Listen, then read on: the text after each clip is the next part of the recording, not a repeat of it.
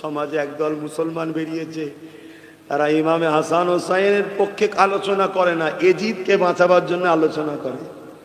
কেউ কেউ তো আবার এজিদকে রহমতুল্লাহ আলাইহিও বলে, কেউ কেউ বলে এজিদের কোনো দোষ ছিল না, কেউ কেউ আবার এজিদের নামে মাদ্রাসাও করছে। শুনছেন আব্বাজানেরা? এরাও বলে আমরাও মুসলমান, এরা বলে কি আমরাও মুসলমান। আর আল্লাহ নবী বলছেন ৭৩টা দল হবে মুসলমানদের মধ্যে, ৭২টা দল হবে জাহান্নামে, একটা মুসলিম দল জান্নাতে যাবে। কটা? জোরে বলছেন? তাহলে কটা মুসলমানদের মোট দল হবে? ৭৩টা। মোট কটা? ৭৩। তার মধ্যে জাহান্নামে যাবে কটা? ৭২।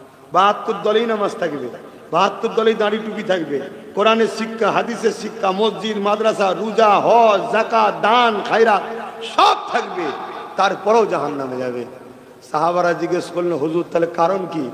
আল্লাহ নবী বললেন, তাদের অন্তরে আমি নবী আমার হাইয়া থাকবে না, আদব ও ভক্তি ভালোবাসা থাকবে না। শুনছেন? যদি নবীর ভালোবাসা কারো অন্তরে থাকে, সে কখনো এজিদের পক্ষপাতিত্ব নিতে পারে? সে কখনো এজিদের নামে মাদ্রাসা করবে? এজিদকে রহমতুল্লাহ বলবে? হ্যাঁ। আর একটা কথা আপনাদের শুনিয়ে দিই, কেন আখরি জামানা তো, এজিদের চালা আপনাদের এলাকাতেও আসতে পারে, এসে হয়তো বুঝাতে পারে, না না এজিদকে আপনারা এত বড় বড় কথা বলেন কেন, তার কি দোষ ছিল? হোসাইন কি দরকার ছিল কারবালায় যাবার?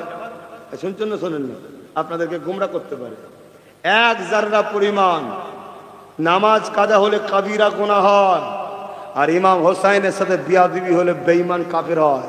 ইমাম হোসাইন ইমানের সাথে সম্পর্ক, নামাজ ইমানের সাথে নয়। নামাজ ইমানের পাত্রের মধ্যে নেকি, শুনছেন তো?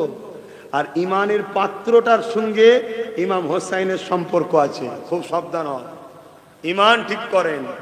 আজ আমরা মার খাচ্ছি, মসজিদ কম নেই রে বাপ, নামাজি কম নেই। আগে মনে হয় এই এলাকায় হয়তো ২-৫টা মসজিদ পাওয়া যেত, কি সন্দেহ আছে? আজ থেকে ১০০ বছর পিছিয়ে যান, ২-৫টা মসজিদ পাওয়া যাবে কি সন্দেহ ছিল? আর এখন এই ১০০ বছরের মধ্যে এই এলাকায় মনে হয় ১-১৫০ মসজিদ বেরিয়ে পড়বে। আমার কি বলা ভুল হয়ে গেল নাকি? তাহলে সারা দিচ্ছেন না কেন? মসজিদের অভাব নেই, তো মসজিদ আছে তার মানে নামাজি বেড়েছে।